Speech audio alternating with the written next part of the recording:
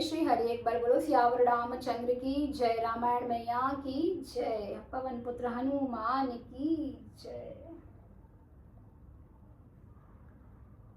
कवन सुकाज कठिन जग माही, जो नहीं होते तात तुम पाही। दीन दयाल विरधु संभारी, हरहु नाथ मम संकट भारी। तापस नृप निज सखहि निहारी, हर्षि मिले उठि भयउ सुखारी। मित्र ही कही सब कथा सुनाई, जातु धान बोला सुख पाई। अब साधेउ रिपु सुनहु नरेसा, जो तुम कीन्हे मोरे उपदेशा। परिहरि सोच रहु तुम सोई, बिनु औषध बियाधि विधि खोई।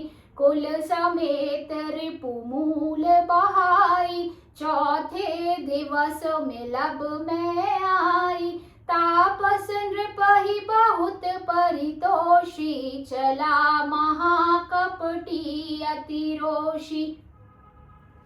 भानु प्रताप ही बाजी समेता, पहुँचायसि छने माज निकेता। नृपहि नारी पहि शयन कराई, है ग्रह बांधेसि बाजी बनाई। राजा के उपरोहित ही रामा, हरि ले गयउ बहोर सिया रामा। ले राखेसि गिरि खोह महु रामा, माया करी मति भोर सिया रामा। आपु विरचि उपरोहित रूपा, परे उजाई तेहि सेज अनूपा। जागे नृप अन भय बिहाना, देखी भवन अति अचरज माना। मुनि महिमा मन महु अनुमानी, उठे उगवहि जेहि जाने न रानी। कानन गयउ बाजी चढ़िते ही, पुरे नर नारी न जाने उकेहि। गए जामे जुग भूपति आवा, घरे घरे उत्सव बाज बधावा। उपरोहित ही देख जब राजा, चकित बिलोकी सुमरि सोई काजा। जुग सम नृपहि गए दिन तीनी, कपटी मुनि पद रहमति लीनी।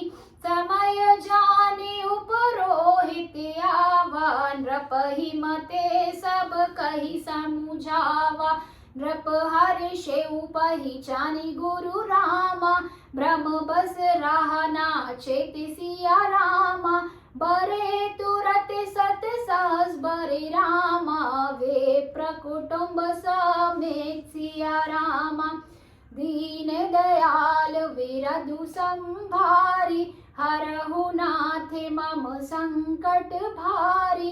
तुम आए हो घाट हमारे, हम आएंगे घाट तुम्हारे। तब तुम पार लगाना राम, राम सिया राम सिया राम सिया राम। एक बार बोलो मर्यादा पुरुषोत्तम प्रभु श्री राम की जय, रामायण मैया की जय। आइए अब जानते हैं इसके अर्थ को। तपस्वी राजा अपने मित्र को देख प्रसन्न हो उठकर मिला और सुखी हुआ। उसने मित्र को सब कथा कह सुनाई। तब राक्षस आनंदित होकर बोला, हे राजन सुनो, जब तुमने मेरे कहने के अनुसार इतना काम कर लिया है, तो अब मैंने शत्रु को काबू में कर ही लिया। समझो, तुम अब चिंता त्याग दो। विधाता ने बिना ही दवा के रोग दूर कर दिया। कुल सहित शत्रु को जड़ मूल से उखाड़ बहाकर आज से चौथे दिन मैं तुमसे मिलने आऊंगा। इस प्रकार तपस्वी राजा को खूब दिलासा देकर वह महामायावी और अत्यंत क्रोधी राक्षस चला। उसने प्रताप भानु राजा को घोड़े सहित क्षण भर में घर पहुंचा दिया। राजा को रानी के पास सुलाकर घोड़े को अच्छी तरह से घुड़साल में बांध दिया। फिर वह राजा के पुरोहित को उठा ले आया और माया से उसकी बुद्धि को भ्रम में डालकर उसे उसने पहाड़ की खोह में ला रखा।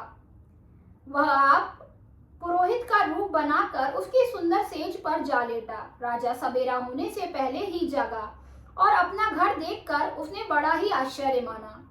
मन में मुनि को महिमा का अनुमान करके वह धीरे से उठा, जिसमें रानी ना जान पावे।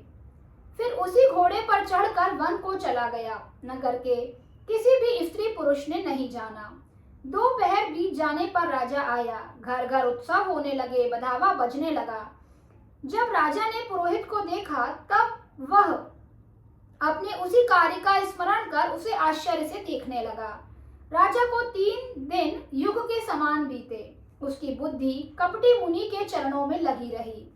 निश्चित समय जानकर पुरोहित अर्थात बना हुआ राक्षस आया और राजा के साथ की हुई गुप्त सलाह के अनुसार उसने अपने सब विचार उसे समझाकर कह दिए।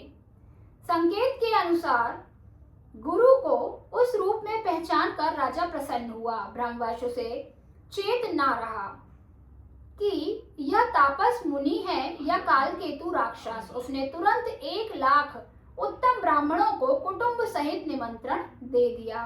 एक बार बोलो सियावर रामचंद्र की जय, रामायण मैया की जय, वृंदावन कृष्ण चंद्र की जय। बोलो रे भाई सब संतों की जय। नमः पार्वती पते हर हर महादेव। एक बार सभी जोर से बोलेंगे जय श्री राम, जय श्री राम, जय जय श्री राम।